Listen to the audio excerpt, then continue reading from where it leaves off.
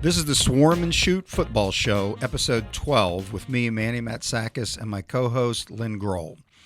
We feature Defiance College football and everything that influences our program. This show is brought to you by our friends at Big B Coffee. And, today I'm having a nice latte, Lynn. Wow, fancy. Yeah, it's fancy, all right. It's got a little jolt for us, ready to go. We got a big game tonight to kick off the Swarm and Shoot weekend, and we're excited about that. The best thing about this is literally Big B is right across the street, North Clinton Avenue, and it's sort of a neat deal for us because we go over there as coaches and we frequent the area. There's all types of. This past week we had some. I think there were some musicians out there playing, and just a really nice place to go for our students and people in the community. So make sure you support everything that's going on over at Big B Coffee. You get some of the finest coffee beverages over there and the like, and you can get great muffins, whatever you want over there. It's good stuff. Yeah, no, it's fantastic. We appreciate Big B being our key sponsor right now on this podcast. And today, Lynn and I are going to recap our game last week versus Hope College, and then give you a preview of tonight's game against Manchester. And being the first team we're playing that is in the Heartland Conference. So let's get rolling, Lynn. Yeah, obviously last Saturday, not the way you hope. What did you take away? Is that a pun? Not the way you hope? Yeah, I guess so. Okay. Yeah. Yeah. What do you take away from an 80-6 loss? I know probably not a lot of positives. Well, there's more than you would think. I mean, really, you look at a situation like this, and we have so many youngsters, as we talked about last week. When 70% of your roster are freshmen and newcomers to the program, you're going to have some growing pains initially in the season as we build this up. But you look at the defense. We started 7 true freshmen on defense. So and understand that the 80 points that Hope generated in that game were not all on the defense. There were some things that I decided to do throughout the game because we wanted to get more plays, and I'm sure we'll talk about that here later. We just second half we're going to avoid punting unless there's no other choice, so we could get some more downs and see some guys play in there. But I thought our pass rush really improved. We had some guys that did a good job bringing some pressure against their best players. This isn't something that happened later in the game. It was while their starters were in there. I think Deshaun Anderson did a really good job for us on the pass rush. We had Dennis Dust, Maurice Brewer in the second half. Started to really come of his own, rushing the passer, and made some big plays for us. And, you don't give out MVP awards when you lose a game like this, but defensively, Stephen Lucas had 13 tackles. And I thought he did a real nice job playing the safety position. But I know our coaches, the big concern right now is it's like tackles aren't enough on defense. It's he's coming down making a tackle and they're getting a 6-yard gain. Well, we need to pull the trigger sooner and then make sure it's for a loss. And, so those are some of the things defensively I saw. Offensively, things were a bit out of sync. I mean, Reggie got beat up early in the game. I'm surprised he finished the game. Actually, surprised he finished the half. We would not let him finish the game. We pulled him out, although he still wanted to play. I mean, he's tough. He's a leader, and we struggled because he takes more shots than anybody on our team. He just takes a lot of hits at that position, and so I mean those are some of the things I noticed that I'm sure we're going to get taken care of tonight against Manchester as well. I know you only give up 472 yards. You probably think you give up 80 points. You're giving up 800 yards, but that's not a lot of yards for the point total that they put up on you. It's not, and then I don't want to. when you lose, you try to find a way to say, okay, what is the truth in the statistics, and you look at the first downs on each side of the ball, and they only had 3 more first downs than us. So it's like, okay, they did have explosive plays. Their very first play, they went the distance on it. So I mean, there's some things that obviously need to get handled there. I thought with a young defense and guys just learning how to play within that system, I believe that sooner than later we're going to see some really outstanding play on that side of the ball. Good for your young guys to play arguably 2 playoff teams, maybe come November, the first 2 weeks of the season, or kind of put that into words, what it was like playing this kind of competition to start the year. It was good. I don't know who scheduled them, but I mean, not that I'm like, give us a little bit more time. I mean, and you're going to think I'm nuts about this thing, but give us some time. And, after this season, if we play those teams at the end of the season, it could easily be a very different outcome. And you're thinking, how in the world can that be when it's 80-6? Well, we saw the film, and we noticed some things why some things were out of sync that are just rep-based. It's like how many reps, when I was at Kansas State, Coach Snyder used to always talk about banking reps, always running plays 1 week you're not going to run for 2 or 3 weeks down the road, making sure everybody gets in a position to understand that all reps are good reps. And that's what happened in the second half. I'm like, so what? I didn't look at the scoreboard. I didn't care. I don't care what people say. All I care is about our players and us improving. And that's why that became that. I could have easily kept the score down, slowed it down, done some things, and the score would have been similar to the week before against Albion. So those are 2 really good teams. I don't know. I think Hope was pick 1 and Albion 2, and then Trine was 3 in their preseason conference, and that's probably true to form. And all 3 of the teams I just mentioned, would compete favorably in our conference. So great, but we'll just keep getting better. Your guys are probably thinking a lot, and that's probably why you want to get them the reps, is where they're not thinking what they have to do. They just react like a football player almost. Yeah, I mean, there's different levels of that. Right now, early in it, you want to get enough reps so they can come out and say, hey, you know what? I know what I'm doing. But then there's a next level, which I call the championship level, where now they know what they're doing and they're able to solve problems on the field while they're happening. And there might be some things happening out there on the field we have not gone over. This is when you get really, really good. And, this is what the Oklahomas and the Clemsons of the world, the Alabamas, that's what they're doing. It's like they know what to do. They can carry out an assignment and do a really good job of it. But they also know when they're dealing with a situation that they haven't seen, they know how to solve the problem and react during a play to make a different outcome that's positive for them. And it's not unlike, football is not war, and I get it, but it's in the military. There's a lot of times where you're coming out there and you are preparing over and over, like running plays. You're in Baghdad, you're in some bad place, and you got to do some things. And so the Navy SEALs will just work all types of different things, scenarios of what it is they're going to see. Then they get in there and everything's like clockwork. Then all of a sudden, boom, the bullets come from a different place. And now how do you react and adjust your plan accordingly? Well, that's championship level. Mm-hmm. That's where we aspire to be as we grow throughout this season. And I see we have some guys that are getting it, but it's only going to take reps. And that's where this is going to come out in the end. How is your confidence with these group, or how do you keep their confidence going with young guys? I know it can get in you mentally when you're a young guy. I think it gets the coaches more than the players. I mean, the players hurt, and you want them to hurt after losses like this, and that's totally appropriate. But I think they're resilient. We have some older guys on the team that are doing a nice job of leading and getting some things course corrected when they have to, because they understand we're in this for the long haul. We haven't played a conference game yet, so they understand that we got to keep improving. So I think our players, if they can just put out the chatter that they're hearing, maybe walking on campus, maybe it's mom or grandma or some uncle that doesn't know if it's pumped up or stuffed up, doesn't have a clue about football, but they think, oh, Johnny should be doing this or that, or the coaches.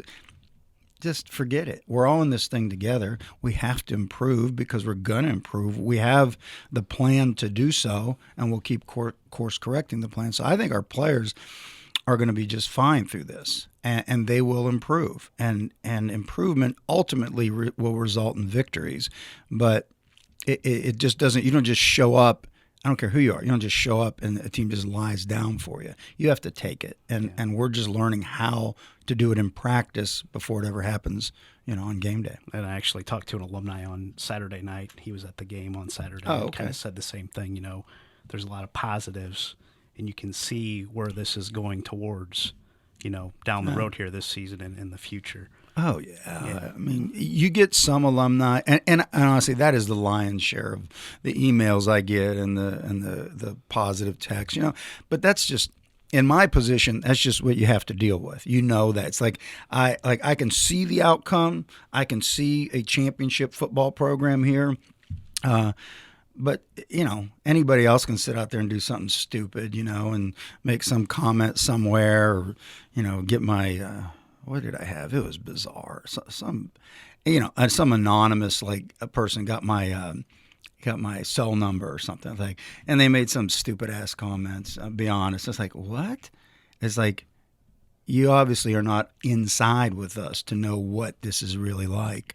But I have all the phone numbers. They don't. When somebody texts you and that you have just a number. Yeah. Well, I got them. Yeah. All right. So hey, we'll get there, and that's totally fine. It's I get that, because they wouldn't do this if they didn't think that they cared enough about this program, which I'd rather have that. I'll be honest. It's not like I think those people are,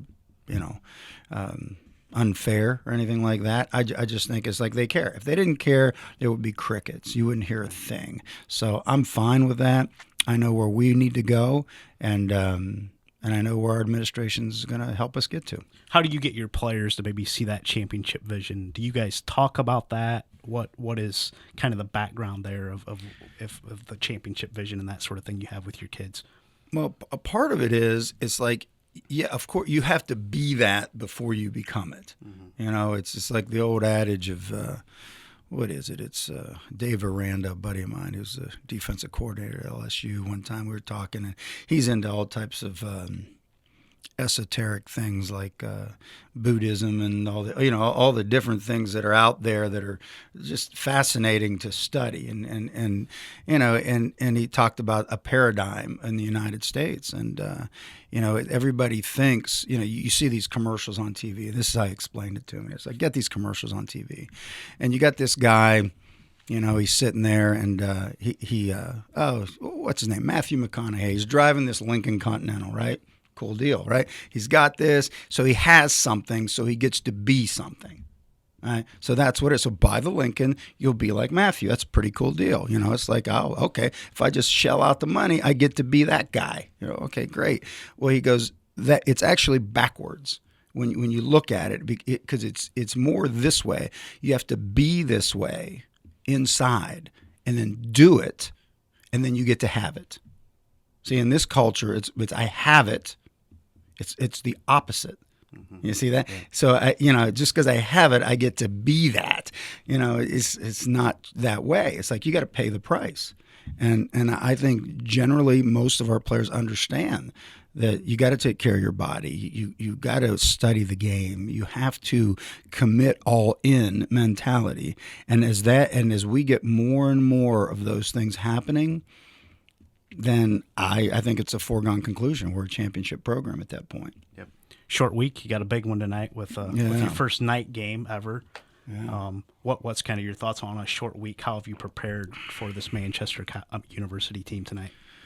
Well, at first I got worried because I just Googled Manchester, and then it was Manchester United. So I was like, oh, okay, it's a whole different group out there.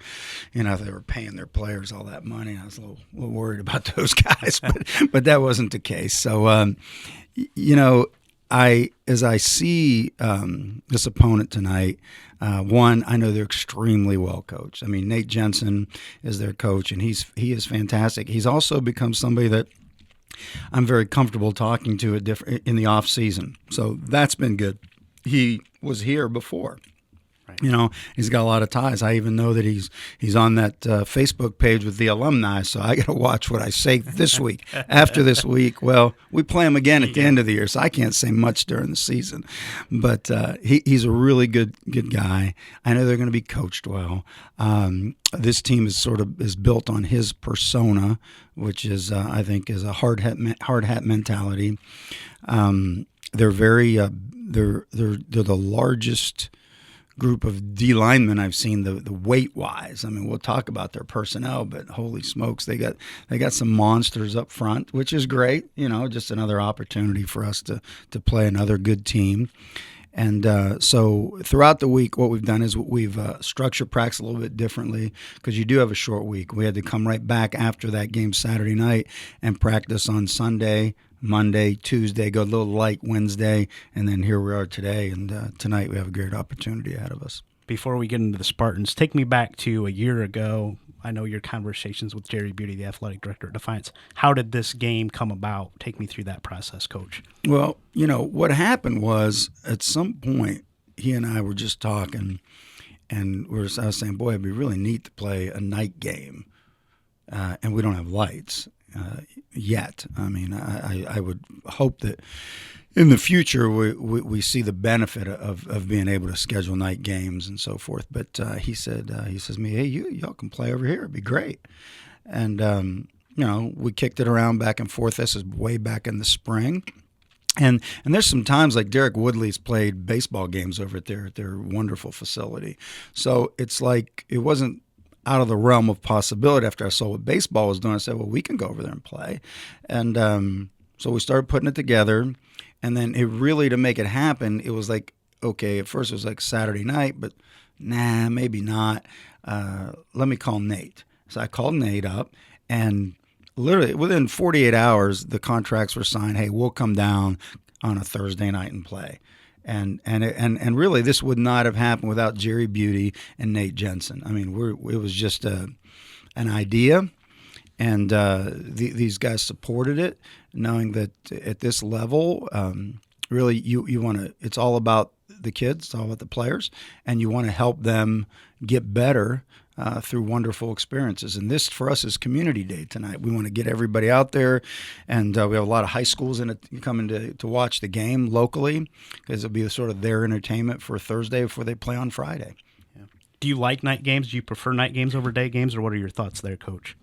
Well, I love them as long as they're home. I don't necessarily like the away night games because the ride back is not good until we get a private plane or something. I'm not really that fired up about those.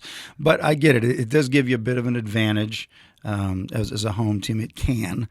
I've been very fortunate to have a really good record on Thursday night games. I did this when I was at Emporia State, and I think we did it 4 or 5 times. And during the time I was there, undefeated, so I don't want to jinx myself. Okay, I've never lost a Thursday night game as a head coach, but that's not really what's important. It's a great atmosphere, and for us, more than anything else, it also builds another. As we're building the bridge, it builds another bridge between the campus and the community. So I think that's why I enjoy this game. And I saw in your Twitter post a week or two ago that you had the police chief out here. Take me through that as well, and kind of what that meant for your guys to have somebody like that come out.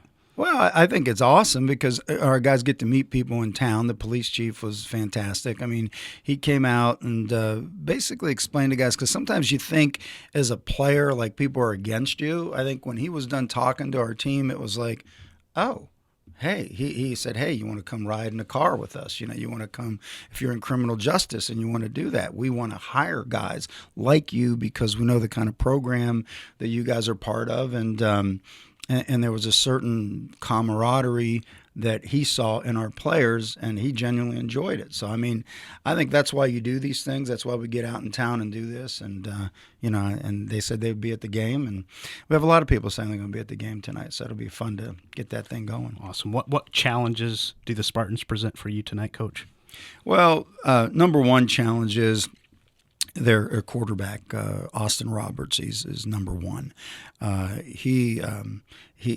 The key in their offense is QB run game. He's going to be running the football. A lot of zone reads and where he's going to pull it, and then they've got some sort of RPO type things that they may be doing as well. But it's like if we can get the quarterback under control, then our defense has played well enough for us to take the game into the fourth quarter with a chance to win it. I think when you see him, he's really good. They have a slot receiver. He'll be number 3 tonight, I assume, on the road for them. And he's very talented. His name's Darren Lathrop, and he's got a lot of shake and bake. He'll make guys miss and all that. So they have that with him. I think our key on defense is if we can turn them from a running team to a passing team, I think it plays into our hand.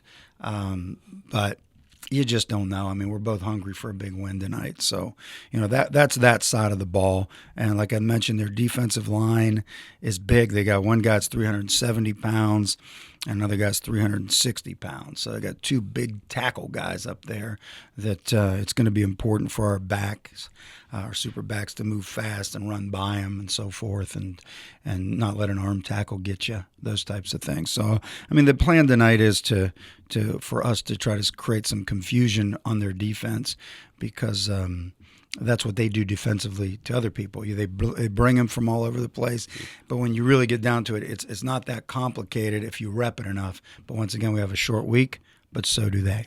Yeah, similar to Albion with their RPOs and that kind of thing. Not quite to that level. Okay. No, I think this is the best running quarterback we've seen. Okay. I mean, if a team is going to run the ball, Austin Roberts is the guy that you want to run the football. And so he's talented, and they got a lot of returners on both sides of the ball. So a bunch of seniors. They beat us last year handily. So we have quite a challenge for us this evening. Offensively, what gets you cranked up a little bit more on that side of the ball, do you feel like, this week? Well, I think right now I'm cranked up. Devin Hewitt is back. Okay, Yeah. he didn't. He was our best back, and he's back to play this week. So I mean, I think that certainly helps. He's a mature guy that runs fast and hard, and he's a leader. So that our offense is based around the superback position historically. We've had some great superbacks, so it's like you want a guy that can carry the load. And, we got some other superbacks in there that are improving and doing a good job as well. So it'll be nice to see that. I think I'm excited about that. The big thing is just how Reggie is able to play right now, because his health has been an issue from the previous game. Because, like I said, if in boxing, they got those punch meters. How many hits a guy takes and all that. They had to stop the bout. You have to be cognizant of that and how many hits he kind of takes right now with maybe the shape he's in. Yeah, and honestly, if he were a slot receiver, he would take a tenth of the hits he's taking any other position, and he's such a competitor that he ends up taking shots because he wants to make plays. And he'll get back there, maybe the protection will break down, or he feels somebody comes loose, and it's accurate. It's not like, oh, you're seeing ghosts. He sees it, and he pulls and runs, but then, bam, there's a dude right there, and then the cavalry comes, and they're all, hitting him, from all sides. So, like I said, I was surprised he got as many plays in as he did, because Hope had a fantastic defense. Is that something you have to kind of rein in from him trying to be too much of a playmaker, I guess? Well, I like the plays when you make them, but the problem is that when you're his stature, meaning he's not a 6'4" guy or anything, or a taller quarterback, sometimes when they pull the trigger and they run, they're looking to make a play. So it's like that's his strength. So it's more of a we've been working on things with his rhythm, throwing the ball. Throwing it on a stepping pattern, 1, 2, 3 throw, 1, 2, 3 hitch throw. Things that get the ball out of his hand quicker, which will help him take less shots, and that I think will help us along with a really solid run game. That's why I think you have to be able to win championships. You have to be able to run the football, and so we're working on that, and our line is improving, and And I think that'll hopefully come to fruition this evening. Yeah, tonight's just the first of 3 days of exciting events around here with the golf outing tomorrow, the Swarm and Shoot Lottery on Saturday. Yeah. Be excited about kind of what is going on here this week. Yeah, it'll be fun. I mean, we've got, after the game tonight, tomorrow morning, I think 11 o'clock is we have our Swarm and Shoot golf scramble going. I think we've got 2 foursomes on every hole, so, that's fantastic. We've got, it'll be fun all day. Everybody can get a chance to play golf, then get out and go watch some high school games. And then we'll be setting up the next day at 5 o'clock on Saturday at the Eagles for our touchdown lottery, which is basically for people around here. It's a reverse raffle. That's what it is. And then we'll have the games on, some TVs there. We'll have, some games of chance and so forth there. And really this weekend is our biggest opportunity to raise funds for the program as we build it to where we aspire to be in the near future. And tickets still available for the reverse raffle on Saturday on the Swarm Absolutely. and Shoot website. Yeah, you can get on that, and you can get on our college website, and you can drop down, see touchdown lottery, and there's a PayPal. You can do that. Even though we will just tell you the number. You'll get an email. Here's the number of your ticket because it's late. Obviously, it won't get to you by mail, but you can also put that I'm attending, and the ticket will be there when you get there. So, our thing is we want to have a lot of fun this weekend. Kick it off tonight. We have 3 wonderful days, and then reload again, and we'll be talking as we start prepping for Anderson the following week. Yeah, sounds good. I think Anderson's off to a 2-0 start from what I've seen there. They're looking good, so the challenges keep coming at you. We'll be ready. Yeah. We'll be, as our friend Jocko Willink would say, good. Yeah. Okay, so we'll be fine. And, it's just I haven't looked at a film of anybody ahead of us right now, but I know our coaches have been working on it, so we have a great opportunity tonight, and that's all we can control, one day at a time. Sounds good. Thanks so much. Good luck tonight. Exciting Thanks, week Lynn. here for Defiance College. Okay. All right. Bye-bye.